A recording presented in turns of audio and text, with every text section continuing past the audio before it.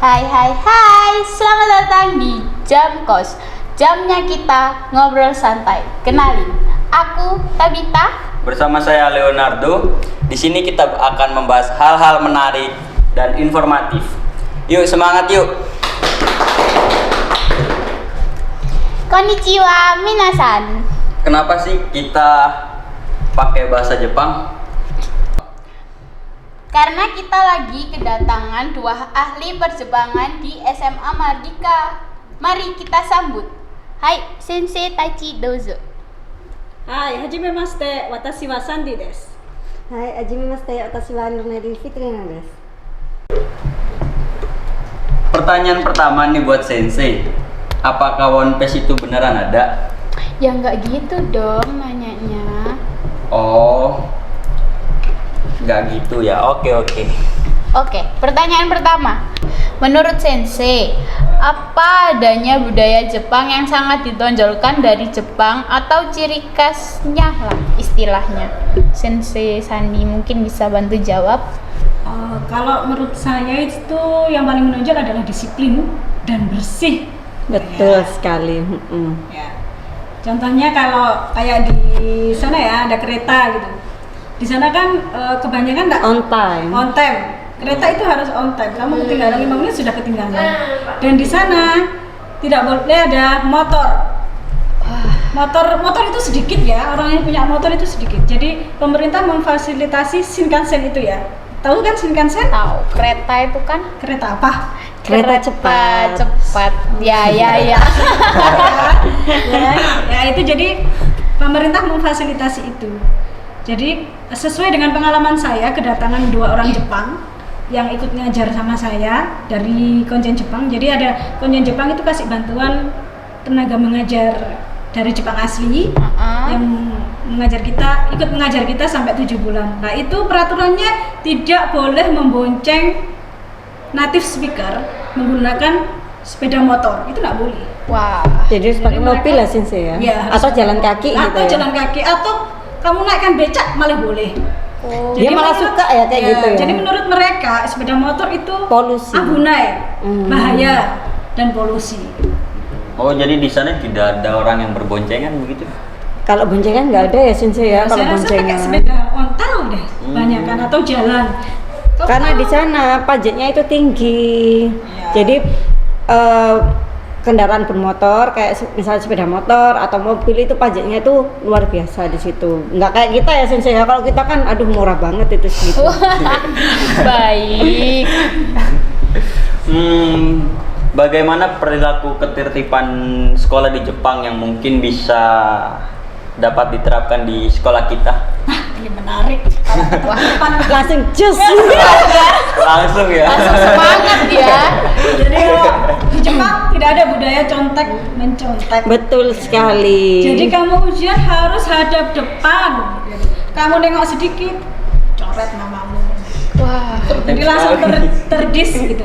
Kamu terlambat masuk ruangan ujian, langsung nggak boleh langsung keluar. Jadi Betul. langsung dipersilahkan keluar. Kamu terlambat, ya sudah dipersilahkan keluar. Nggak boleh ikut ujian. Nggak ada kesempatan berarti Nggak ada ya? kesempatan kalian. Nggak ada susulan ya ceritanya, nggak ada. Makanya kan di sana itu kalau misalnya waktu-waktu ujian itu mereka tuh ya harus belajar memang. Nggak seperti kan kalau kita kan masih ada lirik-liriknya kayak gitu ya. Dong. Kalau di sana udah benar-benar nggak ada. Chat WA dong. Balas Satu WA. apa? Di sana kan nggak boleh bawa HP. Iya. Itu terus selain itu ada budaya sopan santun juga dari mulai kecil sudah ditanamkan. Jadi mulai TK itu begitu datang ke sekolah sudah hormat sama gurunya. Terus mau masuk ke sekolah itu sendalnya harus di Ditaruh di gengkang ya. Sensei gengkang itu kayak loker sepatu gitu. Jadi harus di situ harus benar-benar bersih. Jadi istilahnya mereka juga diajari tentang mandiri ya, kemandirian. Jadi mereka berangkat pun dari rumah ke stasiun itu juga mereka tidak diantar oleh orang tua. Jadi dari TK itu sudah berkelompok, mereka harus dari rumah itu ke stasiun itu sendiri. Jadi mereka sudah dikasih bekal sama orang tuanya itu karcis yang untuk masuk sama yang untuk masuk kereta itu, sama nanti sampai pulang. Terus juga orang-orang di sana itu lebih care ya Sensei ya kalau sama. Jadi kalau misalkan ada barang ketinggalan, nggak usah khawatir, itu bisa ada dicari di layanan. Nggak bakal hilang. Iya, ada pelayanan di situ, ada nanti ada ini hilang jam berapa. Informasinya ada. Jadi nggak pernah ada barang hilang di situ. Jadi misalkan kalian lupa seminggu mau dicari, ada, nggak ada yang ngambil. Pasti ada kalau dicari. Nah itu. Terus kalau di kelas mereka bersih, benar-benar bersih. Jadi nanti pulang sekolah mereka juga membersihkan sendiri, walaupun itu masih TK, masih SD, seangkatan SD gitu. Itu sudah membersihkan sendiri. Tidak ada Pak Bon di sini. Di Jepang itu tidak. Jadi mereka dari kelas, dari toilet ya Sensei ya, dari menyiapkan makanan itu sudah dilatih dari kecil. Jadi tidak perlu pakai yang namanya tukang bersih-bersih. Konsepnya Tidak mandiri ada sejak dini. sampah di loker meja. Wah. Konsepnya mandiri sejak dini. Betul. Baik. Menurut Sensei, apa sih yang harusnya Indonesia tiru dari sistem pendidikan Jepang? Keren nih kayaknya pembahasannya. Iya. Banyak gak sih? Kalau sistem itu salutnya sistem pendidikan Jepang dan sistem pendidikan yang harus kita tiru itu yang pertama itu adalah penanaman karakter. Jadi siswa di sana itu dari kecil, dari TK ya, dari playgroup ya sampai dengan SD itu kita nggak ada ujian, nggak ada kayak matematika misalnya ya, bidang studi lain itu nggak ada. Yang ada adalah kita bagaimana caranya diajarkan untuk disiplin. Jadi karakter kita itu ditanamkan di situ. Jadi pembelajaran karakter dulu, baru nanti yang baru kelas atasnya baru ujian-ujian. Oke, keren sih kayaknya. Iya, kayak apa? Kayak gimana? Karakter paling penting gak sih kalau di sana? Karakter nomor 1. Karakter. Betul. Sensei, sulit nggak sih belajar bahasa Jepang? Sulit. Nggak ada yang mudah. Untuk Sandy Sensei, kesulitannya di mana sih? Sebenarnya bahasa Jepang kan kalau orang mikirnya sulit pasti sulit, tapi nggak ada yang nggak bisa kita pelajari. Jadi kalau yang paling sulit dalam bahasa Jepang itu kanjinya, huruf kanji ini karena banyak, ada ribuan kanji yang harus kita hafalkan. Terus kemudian cara penulisannya pun juga harus hati-hati, nggak boleh salah penulisan gitu, kita salah baca, salah arti juga. Menurut Sensei Nailil sendiri? Sama sih sebenarnya ya. Kalau Sensei juga menurut aku sih yang paling susah itu adalah kanji, belajar kanjinya. Tetapi kembali lagi kalau kita sudah niat, kita ada target yang harus kita penuhi, pasti semuanya akan terasa lebih mudah. Menurut Sensei sendiri, gimana sih cara mudah untuk pemula mempelajari bahasa Jepang? Oh, kalau untuk pemula ini yang cocok Nailil Sensei nih yang ngajar kelas 10. Bagaimana Sensei? Wah, boleh banget nih. Silahkan dijawab sama Nailil Sensei. Oke. Jadi cara mudahnya untuk pemula belajar bahasa Jepang itu yang pertama pasti kita harus selalu latihan. Jadi kita latihan setiap hari. Huruf-hurufnya itu kalau dulu saya waktu kuliah itu kamar itu selalu ditempelin kayak kosakata baru. Jadi kosakata misalnya apa, kursi itu bahasa Jepangnya apa, terus meja bahasa Jepangnya apa, itu kan nanti bisa kita lihat setiap hari kayak gitu. Jadi kita nggak lupa. Terus yang kedua, kita cari sesuatu yang seru. Jadi apa yang kita suka itu kita cari. Misalnya kita suka anime ya misalnya ya, kan kalau anak zaman sekarang kan sukanya anime. Nah itu kita cari apa sih yang seru, bagaimana sih kayak gitu. Jadi biasanya anak-anak itu belajarnya lewat sesuatu yang mereka suka kayak gitu. Seperti itu ya Sensei. Iya, coba kalau Leo sukanya apa? Aku kebetulan nggak terlalu suka dengan film-film anime seperti perbahasa Jepangan seperti itu Sensei. Terus Ya kayak seperti film-film luar negeri gitu, tapi bukan budaya Jepang seperti dari Jepang gitu. Nailin Sensei, punya cara seru nggak sih yang diterapkan saat mengajar murid-murid di sekolah? Cara seru ya. Biasanya sih kalau sensei ngajar di dalam kelas itu memasukkan budaya-budaya Jepang. Jadi kayak misalnya nyanyi ya. Nah, kita ngajak anak-anak semuanya untuk nyanyi, menghafal lewat nyanyian seperti itu. Terus kemudian ada juga cuplikan komik dalam bahasa Jepang, itu nanti mungkin bisa mereka artikan atau mereka membuat percakapan dari situ. Kalau Sandi Sensei sendiri punya cara seru nggak sih dalam pembelajaran di kelas? Oh banyak, jadi banyak sekali hal yang kita lakukan, bisa kita lakukan di dalam kelas. Praktek misalnya, kita belajar tentang harga, terus tentang makanan dan minuman. Nah, kita ajak anak-anak, jadi dia buat toko sendiri, Langsung ada praktek makanan, ya langsung praktek. Jadi ada makanan, terus dia kan juga sudah menyebutkan harga, jadi dia akan praktek penjual dan pembeli, itu bisa, itu langsung masuk karena ada makanannya juga. Jadi mereka tertarik seperti itu. Ada yang membuat menarik ceritanya dalam pembelajaran. Iya. Kalau bahasa itu, kalau kita teori itu Monoton akan monoton ya, bosan. dan bosan, apalagi bahasa asing gitu. Jadi kita nggak Soalnya bisa. mereka kan nggak familiar ya Bu ya. Ya, kita kan nggak setiap hari, bukan bahasa ibu kita.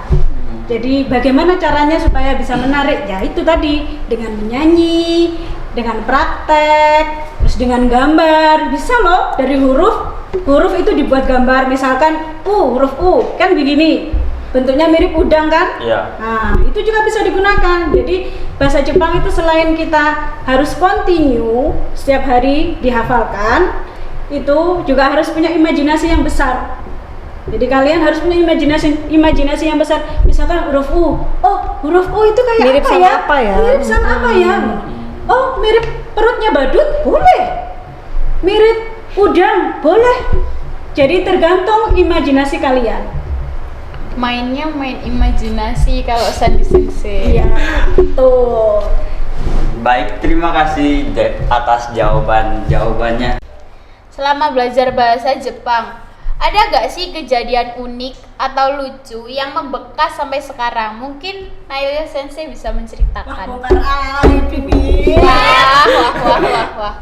Kalau saya sendiri sih pribadi ya, untuk sesuatu yang lucu itu nggak ada. Tapi kalau sesuatu yang berkesan pasti ada. Kalau sesuatu yang berkesan itu adalah ketika kita pertama kali belajar budaya Jepang dari ahlinya langsung. Jadi kan kalau di UNESA itu kan ada native speaker ya, jadi orang Jepangnya langsung.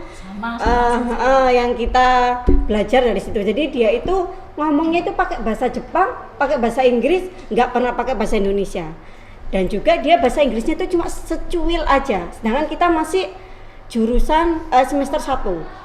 Masih belajar, masih pemula. Betul sekali, masih belajar dan masih belum tahu apa-apa. Jadi kalau orang yang ngomong kita iya, enggak, hai, iye, seperti itu. Wes, berarti kita tuh kayak buta bahasa banget. Berarti kayak contoh kita di kelas Betul sekali, betul. Kita juga pernah merasakan seperti itu ya, Sensei ya. Kita sama seperti kalian. Kalau menurut Sensei Sandi gimana? Ini menceritakan aib ini kayaknya. Bongkar lah, tipis-tipis. Nggak apa-apa, bisa. Sensei, pengalaman aja buat mereka juga. Tapi saya gini, saya dulu kan kuliah di Unitomo ini, yang tetangga iya, kita ya, iya. Tetangga deket Deket banget banget ya. Deket banget, ya pinggir kali ya. Ya, kalau di Unitomo itu terkenal memang kibisi. Kibisi tahu nggak? Tahu nggak itu? gitu Apa sih? itu? Ayo, kibisi apa Sensei? Disiplin, keras banget. Disiplin gitu keras ya. banget. Jadi memang kalau setiap di universitas itu pasti kalau belajar bahasa asing ada native speakernya. Jadi ada orang Jepang aslinya. Gitu. Kalau di tempatnya Sensei tidak boleh anak-anak mahasiswa itu mengucapkan bahasa Inggris, tidak mau. Dia bahasa Indonesia tidak mau.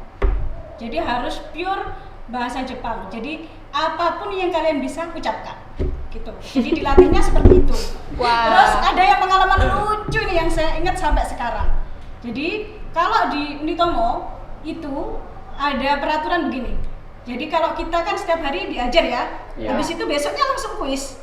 Jadi hari ini temanya apa? Minggu depan, besok ini langsung kuis. Oh, langsung aplikasi ya. Langsung diaplikasikan. Biar nggak Keren. lupa. Setiap hasil kuis ya, hasil kuis itu yang paling rendah nilainya ditaruh di atas. Misalkan nggak menurut absen ya, maksudnya kalau absen kan nomor 1 nilainya 80, nomor 2 70. Kalau di Oh, berarti pakai nama ya? Pakai jadi nama nomornya, asli. nomor NIM-nya, nomor mahasiswanya, terus kemudian nama asli, kemudian nilainya. Jadi diurut nilainya Wah, dari yang mulai 0, Iya. yang paling baik paling bawah. Wah. Saya pernah yang paling atas. Keren, Zero. keren. Waktu itu saya ingat banget ujian kanji. Betul, kanji itu memang Kalau susah kanji sih. kan seperti yang saya bilang di awal tadi, jadi ada coretan yang itu harus benar. Jadi saya ingat jawaban saya itu merasa saya benar, tapi itu disalahkan. Salah semua, akhirnya 0. Karena apa? Karena coretannya salah. Jadi seharusnya enggak kenceng, nulisnya kenceng gitu. Jadi cuma salah-salah coretan saja. Sebenarnya kita benar, merasa benar, tapi ternyata keliru gitu. Dan ditaruh di atas, itu malunya minta ampun. Tapi terkenal ya Sensei ya, enak ya. Ya, tapi tapi dari situ, dari nilai 0 itu akhirnya kan kita langsung, saya enggak boleh. Saya enggak boleh ada di mading lagi, mading mahasiswa, kamu tahu kan? Iya. Kalau gebetan lewat ya opo. Wah, Itu mantap dan banget hidup ya. dan hidup. gitu loh. Jadi setelah kejadian itu saya berusaha lebih baik dan akhirnya masuk ke kalian ngajar. Saya punya metode yang bagus, maksudnya gini, karena kami pengalamannya belajar kan seperti itu, GBC seperti itu, jadi otomatis kita sensei pasti mikir gimana sih caranya untuk pemula biar tidak seseram kita kuliah Biar jadi dulu. menyenangkan. Jadi pembelajarannya jadi menyenangkan. termotivasi ya. Kalau kita belajar dengan menyenangkan kan pasti otomatis cepat masuknya pelajarannya ya. Nah, gitu. Oke.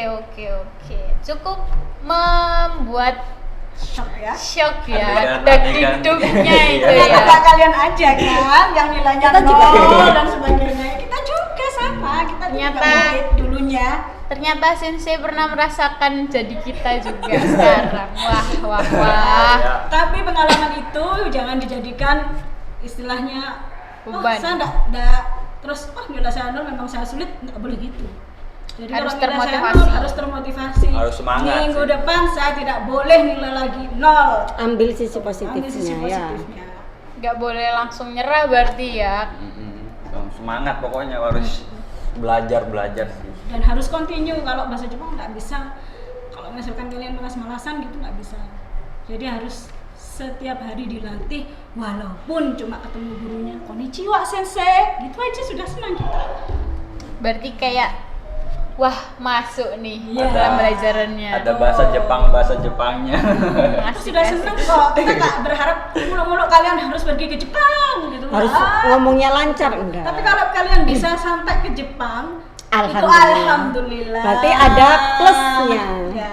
Berarti manfaat yang kita dapat dari belajar bahasa Jepang banyak banget. Salah satunya nonton dorama atau anime tanpa subtitle. Iya nggak sih? Ya mungkin seperti manfaatnya dalam karir gitu.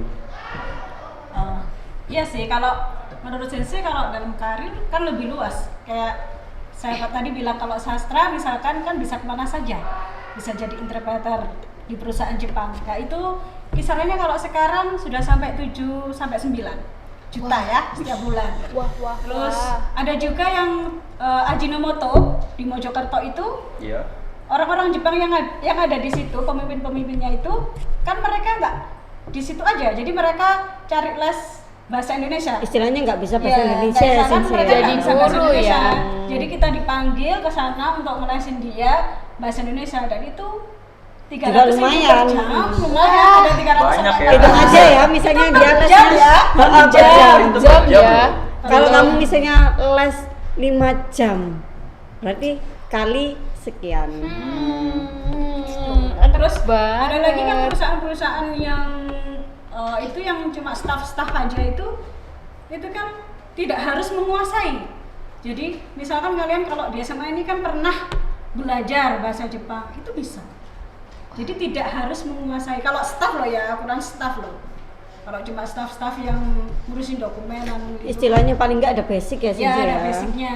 Tapi ya nggak, ya tetap di situ juga harus belajar. Gitu. Nggak Bisa harus sambil cuma jalan sama nanti SMA. belajarnya. Kalau SMA kan masih bahasa Jepangnya masih ya Dasar. gitu. Kira-kira ada kesulitan apa gitu dalam mengajari mereka dalam bahasa Indonesia? Sama sih sebenarnya. Jadi kita juga menggunakan metode yang sama seperti kita ngajar. Kan mereka juga basic. Kita kan juga SMA juga basic sama kan. Jadi mereka kita ajari lewat gambar, lewat nyanyian, sama aja sebenarnya. Permainan Ya, seperti itu. sama sebenarnya. Jadi tambah Cuma semangat mereka belajar kan, ya. cuma mereka kan karena mungkin sudah bos-bos ya. Iya.